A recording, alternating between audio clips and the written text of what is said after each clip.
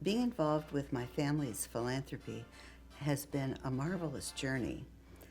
One of the things I did early on was to create a junior board of my children, my nieces, and nephews.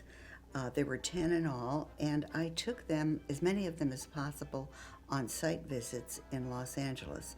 And because we fund vulnerable families living in poverty, I was able to take them to several social service agencies to see a side of life they never would have experienced without those visits.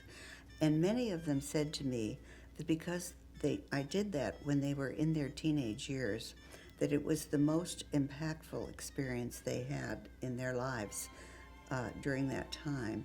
And they have continued to have a deep interest in those causes and have raised their children to be interested as well.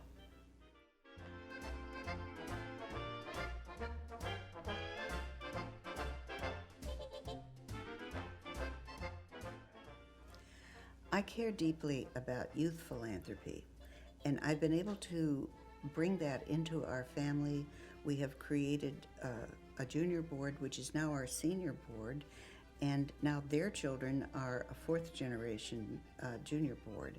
And I have also worked in youth philanthropy in schools in Los Angeles, so that a family of very modest means can encourage philanthropy in their children, and that has impacted a lot of children, and I am very grateful for that. I am most proud of the fact that somehow, little by little, I was able to nurture a spirit of giving, not only in my own children and in my nieces and nephews, but I was able to nurture that in other children as well by simply listening to them and validating their interests and passions. And somehow I was able to listen to their hearts, and so that I have a much closer connection with them today than I think most relatives have, and that is just a wonderful blessing in my life.